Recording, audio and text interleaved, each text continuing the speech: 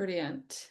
Right, well, I'll get started. I'm sure we'll have a couple more join while I'm doing the housekeeping. Welcome to this evening or this afternoon or this morning, depending on where you are. Welcome to our webinar on Naibor Camp. Um, we are heading to Kenya to the Masai Mara. But before we go, this webinar is being recorded. We recorded the 2 o'clock one as well, and we'll be sending that out in the next couple of days with hopefully everything you need to be selling Naibor. So that is rates, fact sheets, images for your libraries and your websites and your newsletters. That is this recording as well, and yeah, any content that is helpful for your sales. But also, if there's any questions, of course, you have the opportunity to ask questions throughout this webinar, and we'll get to those at the end. So please put them in the Q&A. But we will also send contact details for ourselves and also Lisa from Naibor. So she is one of the co-owners of Naibor Camp, and she is brilliant. She will answer any questions you have. She's available on WhatsApp. She's available over the phone. So you kind of can have an owner of the camp sort of at your fingertips with information. And she's great. She lives in Nairobi. She's down at the camp all the time. So really got that on the ground contact there. So Naibor Camp is a couple of camps in the Masai Mara National Reserve. It's really one camp, but we kind of split into actually three sections. But we're all in the one place on a beautiful spot on the Talek River. It is a gorgeous area. We're right in the heart of the action, in the heart of the reserve. And I think what Naibor does so well is that, classic Kenyan safari, that's real out of Africa vibe. You've got the beautiful canvas tented suites. It's independently owned and run, as I said before. And it really is one of the few left in the Mara Reserve that is independently owned and run. So I think when you've got guests wanting to go to the reserve, maybe wanting to see the migration, or just wanting that real classic Kenyan experience, then Naibor is an excellent option. So we'll kick off with a few key points, and then you've at least got these kind of before we get going. So location is a huge part of Naibor. As I say, on the Talek River, heart of the Mara Reserve, and I think there's that sort of tug of war between do you go reserve, do you go conservancy, do you go something else? And I think just a few things to bear in mind. Conservancies, we love the conservancies. We rep product in the conservancies, so we love it there. It twins really beautifully with the reserve. So particularly if you've got guests wanting to see the migration, but then you're wanting to get them out somewhere else so they can get out of the vehicle, go walking, go fishing, do other activities. It twins really nicely. And it's Ola and I actually did it in September, and we did a road transfer, which was super easy. It meant that you cut out a flight. So cost, you cut that out. And just some people don't want to be on and off like aircrafts. I love it, but some people aren't hugely keen on flying. And then, obviously, then Anita, she did it in March, and they did have to fly. So they went from the Mara North Conservancy down to the reserve. They did have to fly, and that was due to flooding because there'd been a lot of rain. So that was something they were going to drive, and then they ended up needing a flight. But it's really doable, that drive. I think bearing in mind when you're looking and comparing and choosing a product, knowing are they in a conservancy, are they in the reserve, or are they in neither?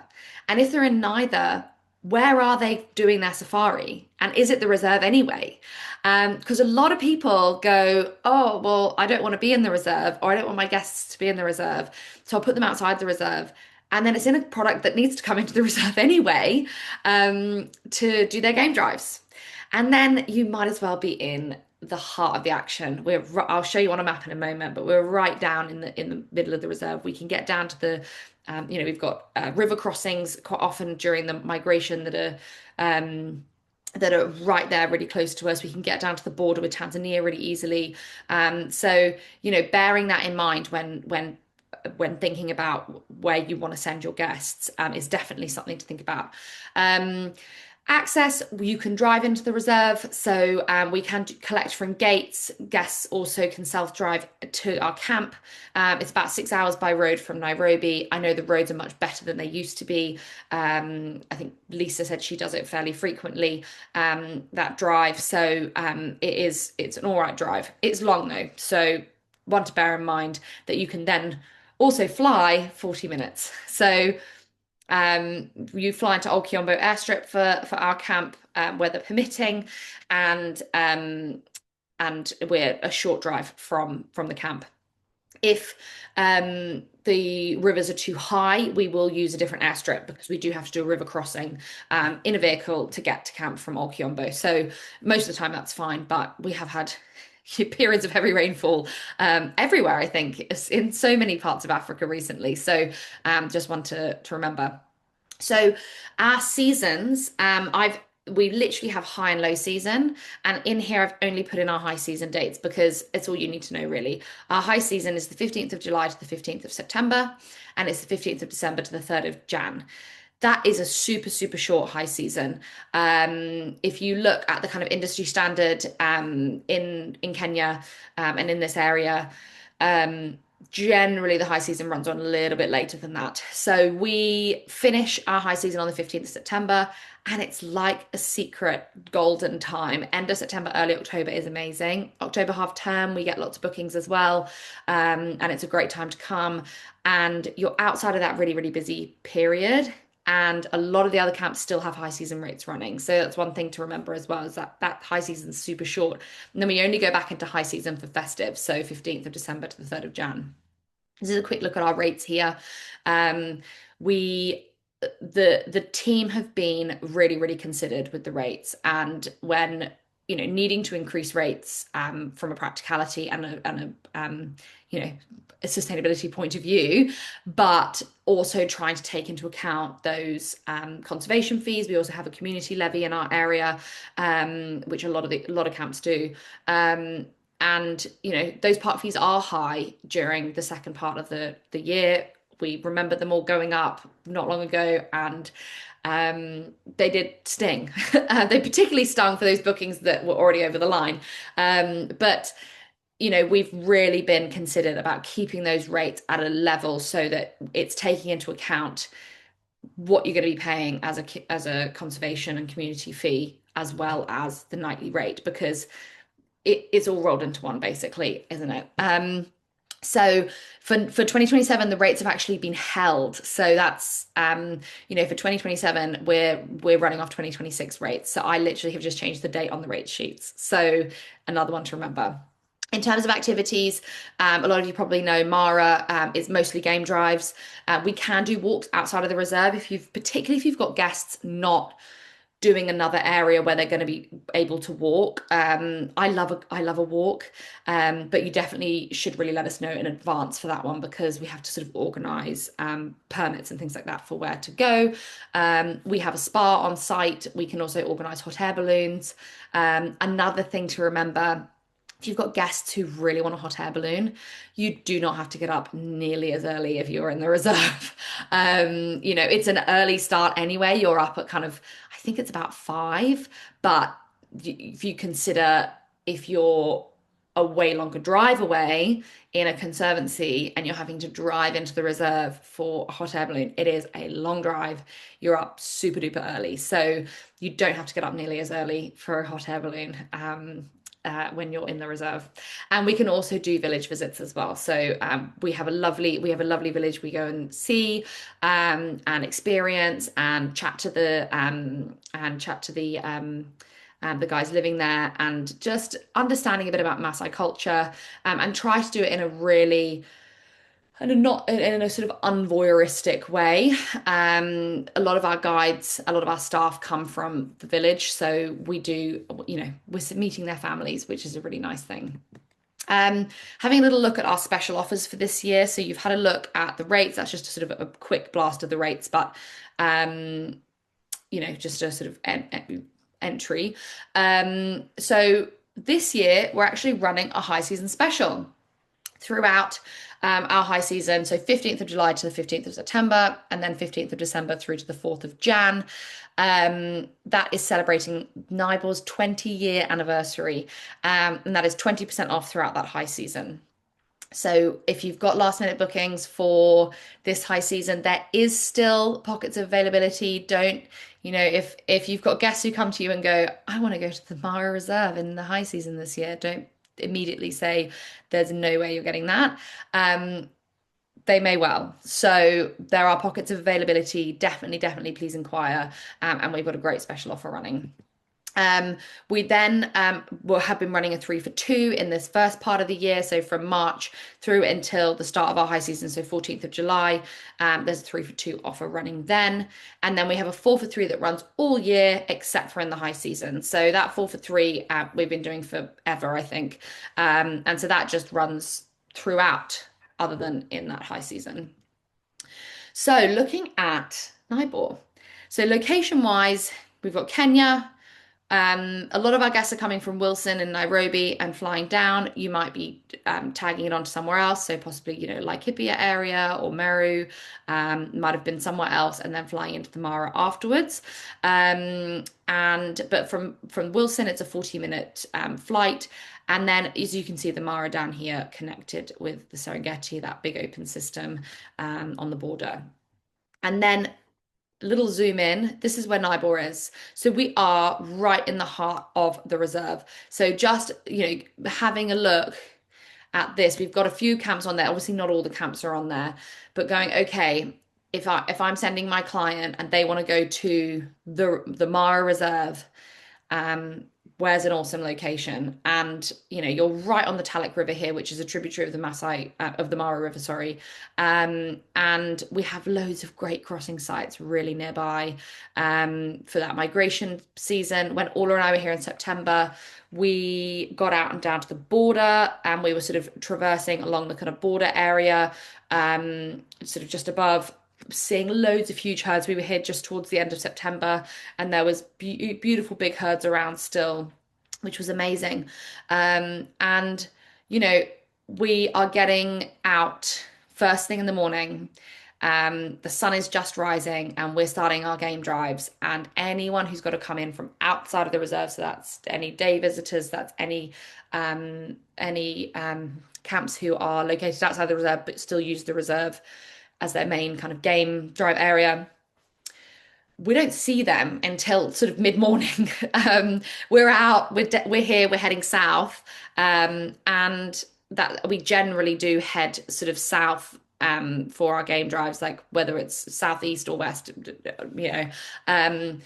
and people coming in from outside of the reserve they're not around then. So you really don't start to see other vehicles until kind of later in the morning. And then we kind of head back to camp for lunch anyway, because we don't have to be out all day. So we head back to camp for lunch, we'll have a siesta, and then by the time you're heading out in the afternoon, beginning of your drive, you might see a few more vehicles, certainly. But they have to get out of the reserve by a certain time. So the only other vehicles you're then seeing towards the end of your game drive will be sort of camps that are located nearby. So that's something as well to bear in mind. This is a map of the camp. So when I say, Naibor has always been referred to as Naibor camps, which makes you think there's loads of camps. We have main Naibor, we have little Naibor, which is basically one camp because they share a mess area, and then we have Naibor Wilderness. Naibor Wilderness kind of does operate like a separate camp, but main and little are basically one camp. It's just like our family units and our regular units. So this is our main mess area that main and little Naibor share. It's right on the river. It's on that kind of beautiful bend there. It's a really gorgeous space. It's breezy, it's airy. You've got beautiful views. You feel like you're just in the middle of nowhere, like there couldn't possibly be anybody else anywhere nearby. And it really does have that out of Africa, very romantic feel when you look through and you've got all those beautiful open open sections all the way along. There's lots of loungy kind of areas, lots of places to kind of chill out, and it's a really lovely place to hang out in the day. We have this big extended deck out the front where you can look down the river there, and it's a really beautiful spot for a sundowner. We run that 4 for 3, and we kind of have for a long time. And so we do find with 4 for 3 guests, because they're there 4 nights, they might actually go, would quite like to just chill this afternoon. They've been go, go, go, go, go. They might just relax in camp, watch the hippo pod that we have just here, we quite often have mongoose crossing the river there across the rocks, and listening to the sounds, watching the birds, and then having a sundowner here because I mean that's your view. And so it's a beautiful space to kind of do that in.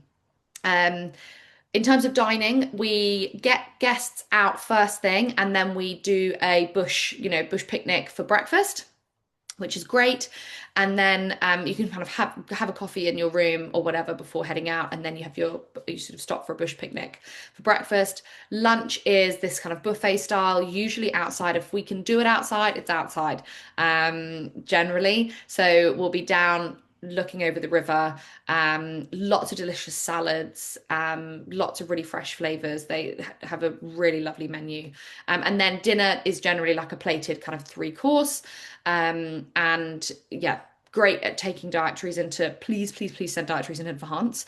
But they're great at taking dietaries into account. I find it incredible what I mean, I think I probably find that with all of our clients, and anywhere I've been on safari, but you'll be in the middle of nowhere and they will have kind of whipped up this incredible feast for the person who's celiac or for the person who's vegan, and you're like, how have you done this? But yeah, so great dining, and really varied as well. And kind of, I like the buffet lunch vibe because you can kind of slow down on the amount you're consuming. I feel like you can't end up being be sort of rolled out. So in terms of accommodation, I've kind of gone through a little bit, but Naibor Wilderness it really is our kind of separate tent camp. It's like right next to main Naibor. You can walk between them. We normally, like, I've done a site inspection there and sort of walked through. It's very close, but you wouldn't kind of know that the other camp's there if you didn't want to. It's 3 tents. It's a slightly simpler kind of design style, but actually it's been refurbed quite recently and it looks amazing. There's a private mess area there. It is an FIT, so it can be used for couples, but it is really great for small group. It really lends itself to a family, or a small group, photography groups and things like that, because they just have the whole space to themselves. Then main Naibor is 7 tents. These are 5 doubles and 2 twins, and they are beautiful, big, airy tents. They've all got ensuite bathrooms. We have bucket showers, but we have running water from the taps and flushing toilets. And they have a lovely outdoor space with, and actually, because they're right in the river, we also have like deck chairs and a little table right down by the river for guests as well, for the daytime only. And then we have 2 tents at Little Naibor. Now these sleep 4 people. They are a sort of double tent. They've got a twin and a double, living area in the middle. Again, both en suites, both have bucket showers, flushing loo, running water in the taps. And if you had like 2 families traveling together, just taking both Little Naibor suites would be amazing. We can do private dining here. We can do private dining at any of the rooms, but we can definitely do private dining here. You have a little fire pit at your tent. You've got a space by the river, so they can be really quite private as well. So main Naibor had a bit of a facelift a couple of years ago. So all the interiors are looking really beautiful, really considered. Lisa, our owner, really made sure that she came and she stayed in the rooms. She kind of looked she looked both with a design eye and also with a practical eye of what was needed. What just makes a stay feel, or a room feel, considered, and your stay feel easy. So ensuring there's ample space in the bathroom for us ladies to put our wash bags and enough hanging space and things like that. So those kind of practical elements, and also just making sure it's really looking beautiful and slick. And that Real comfort as well. The beds are unbelievably comfortable. Spreading out, those beds are huge as well. Quite hard to find mattresses for by the sounds of it, but beautiful big beds. Then Little Nibor, you've got a double on one side and twin on the other. The twin can be pushed together to make they're really big, wide singles, so they can be pushed together to make a huge double bed. You've then got a lounge area in the middle. There's sort of little outdoor lounging space as well. And then, as I say, you've got a fire pit there. You've got your like chairs down by the river too. Um, and for families with younger kids, perhaps wanting to put them to bed earlier, they can do kids dinner or family dinner here earlier. And then actually, if parents then wanted to head to the main mess area for a drink or to have their own dinner, we can pop an askari outside kids' bedroom. Someone there with a walkie-talkie who can keep watch and call you if you need anything, if they need anything. So yeah, then mum and dad can have their own kind of space and things like that. Um, but yeah, lovely big rooms, lots of space, really bright and airy, and really lovely to hang out in the day as well. Like I just love having a snooze on that day bed outside. It's heavenly. Um, you might have seen on that map, I might flick through it a bit quickly, but between tents 6 and 7, we have a little spa tent where Lillian is set up, and she is magic. And after bumping around in a vehicle for a few days, you sometimes feel like you need ironing out. So she really does an amazing job. And then for also people who just can't handle all the sitting on safari, we also have our little bush gym. So it's not huge. It's a little tent. It's got everything you need. You've got yoga mats there. You've got the running machine. It's like the skill mill running machine. You've got weights. You've got kettlebells. So all the things you need to have a really great workout and to just feel a little bit more active if you feel like you've been sitting around drinking a lot of rosé, eating a lot of delicious food, which I quite often feel like on safari. Um, then Naibor Wilderness. So as I say, this is really a separate camp. It operates, under its own steam. It's just down from main Naibor, but you wouldn't kind of know main Naibor was there if you were staying here. And it's always been our kind of more entry price point, and our kind of the one for guests whose budget maybe doesn't stretch to that of main Naibor. But actually, it's now had a spruce up, and I think it's just as beautiful. And it's fantastic value for what could be a private camp. This area, as you can see, would be amazing if you had a family or a group. You've got this lovely big dining space, and guests here, guests who take this exclusively just love it. Big comfy sofas. We're all right on the river here as well. We actually moved the tent here so that it was on the river. So it's in a really gorgeous location. And then the tents are really similar actually to main Nibor. They used to be much more simple, and just a really little, a bit of a spruce up. And they are really quite similar to that of main Nibor, and a lower price point. So yeah, everything you need, really lovely kind of bright airy spaces, beautiful interior design. And then in the bathrooms, again, you've got safari showers, you've got running water flushing loos. Um, and then our activities. So, as I say, our breakfasts are done out in the bush, picnic style, which I just love. Orla and I were here in September, just sat overlooking the Tanzania border, just wide open plains, the most beautiful morning. And I was just like, this is heaven. There's no better breakfast spot, I don't think. We most, the sort of main activity with us is game drives, and the game is unreal. Orla and I had incredible sightings. Anita then traveled here with a group in March, and it was actually a bit ridiculous. They had sort of literally 2 minutes from camp, first thing in the morning, huge pride of lions. The males were there, and then all of a sudden all the females came out of nowhere, and they just had incredible sightings the whole time. They watched a kill. I think they watched two kills actually. And quite a few of these, that beautiful big pride first thing in the morning, first light, beautiful sunrise behind them. The photos are stunning. there was nobody else there. There was honestly no one else there. They were 2 minutes from the camp. They'd barely even started their game drive and then and stumbled across this beautiful pride. So, you know, absolutely incredible game drives. And you're not. I think there's a kind of stigma a bit with the reserve that you're going to be overcrowded with vehicles. And yes, I think when Orla and I had quite a good cheetah sighting, we had a few more vehicles on that one. But most of our sightings, we didn't have really, loads of vehicles at all. Three, maybe four, and as the fourth came, we kind of peeled off. Um, and and actually, one thing I found really bizarre is you've got these beautiful, huge open plains where you feel like you can see everything. You feel like you're up so high, you can see absolutely everything.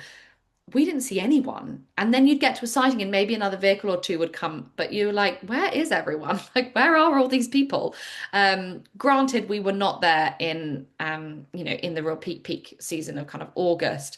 But I think you can really, I think there's ways to really play it, and there's, the guides are really great at knowing the right areas to go, and knowing when to go where to ensure that we're kind of beating the crowds as much as possible during those peak times. As I said at the beginning, we can do a Maasai village visit for those guests who want a bit of see a bit of the culture here. I think it's a great one for families as well, for kids. Anita's family actually did this activity when they were but it was quite a few years ago, and they took rugby balls with them, like deflated rugby balls out with them and pumped them up. And just as soon as you involve like a ball, usually it's a football, and they were teaching the kids how to pass a rugby ball, and it bounces off in different directions, and just like an amazing interaction, and that activity just brings people together, I think. So that was really, really cool. um and then, so we can do nature walks around the camp. This is a great one for families as well, actually, because it's just around, and you don't need to pre-book or anything like that. You can even do it kind of during lunchtime or siesta time. But just we have actually got quite a big plot, so walking around, looking at tracks, looking at the birds, looking at the plants. We can do that all around camp, and so great for families if they've got kids. It's really great to do it around here, because we don't, we can do it with them sort of just around camp. And then a walking safari we can do, as I said, outside of the reserve. Best to book this in advance, because we need to kind of get, have the permissions, make sure we've got all the right things in place. So we do have to drive off and go out of the reserve to do this. So I would say great for guests if they're not going anywhere after or before Naibor, that they will have walked or will be walking. We can book this in before they arrive. And then of course sundowners. Who doesn't love a sundowner? We try and do an all camp sundowner at least once during a guest stay, so that they, it's a lovely social thing to do. We can do a bit of a bigger setup. It's very beautiful. And then usually sundowners are kind of, just your vehicle, off the back of the vehicle, and just really chilled. So we kind of can mix it up. Orla and I ended up actually having sundowners in the vehicle, because we were with a lion, and we were like, kind of want our sundowner, but kind of don't want to leave the lion. So we improvised, and so we had beers on the back of the vehicle whilst, with a lion, which was pretty cool. This is a really useful map from the Travel Hub, just showing when the migration is where. This is obviously not set in stone. We don't know 100% when those herds are going to be in those exact locations, but this kind of gives you an idea. It changes, it depends on the weather, and we know that the weather's changing all the time. It's really getting really, really hard to predict things like weather. But this kind of gives you an idea of when they're around. So we tend to find those peak months for us, obviously reflective in our rates, is that July, August time, particularly it's school holidays and the migrations around. But what I think is awesome is that, from the 16th of September onwards, we go into those low season rates. So that's kind of late September, early October. You can really see some beautiful big herds still in the Mara. And because we're quite close to the border, if they're kind of heading if they're heading south or they're sort of heading over the border, we can kind of get down there very easily. And you're in low season rates. You are in high season conservation and community levies, so that's something to bear in mind. Sorry, the conservation fee is the high season. Community fee doesn't change in that second half of the year. But we've tried to, by making our high season short, we've tried to make sure that we're really getting people to capture that amazing time without having the sting of the fees and the sting of a high season rate as well. Um, and as I said, Orla and I saw some beautiful big herds when we were there at the end of September. And we had the most amazing footage, I think it was last year, really, really close to camp. I think guests had actually gone back to camp. And then the team had been like, no, no, no, you need to get out again. And they'd all got back in their vehicles and gone out. And there was a crossing happening right by the camp. In the evening, and they were crossing the river, the wildebeest, and then lions came out of the bushes and all the wildebeest turned around and went back.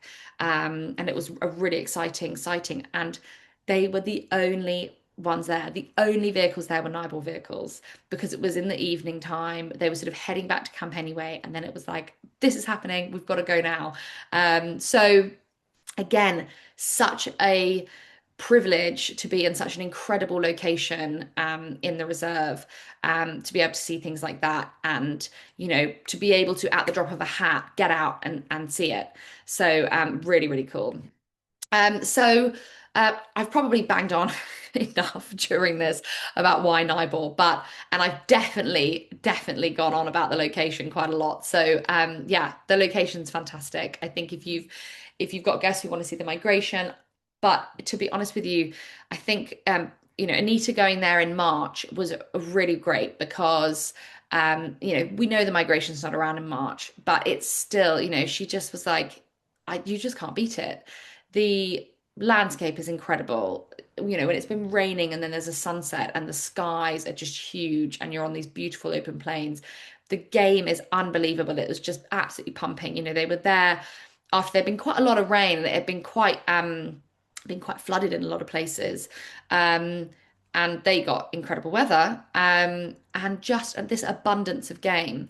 So a really, really, the reserve really is incredible. And in that low season, you're kind of snatching those moments where it's beautiful and there's not really anybody around. So we have different accommodations types, which hopefully suit different budgets and also different guest styles. So that's families. We get a lot of honeymooners.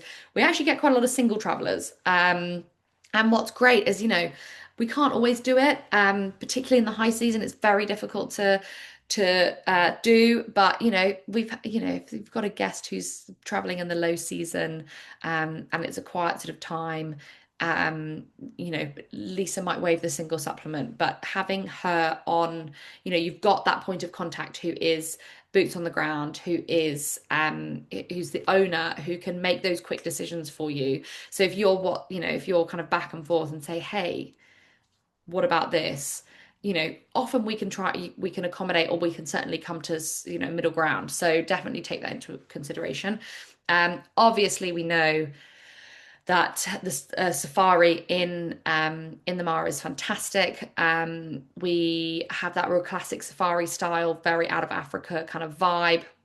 And I think the price point here is really affordable, particularly for the reserve. Those park fees we know are high, and everyone's been stung by them, including the operators, because the money's not going to the camp, and we know that it's a real sting. So the team have been really great at kind of trying to keep that price point as affordable as possible, and then making sure that our seasonalities really works. Our prices are held for 2027, I think I said at the beginning. So when you're looking at those 26 rates, that the whole of 2027 is benefiting from those rates as well.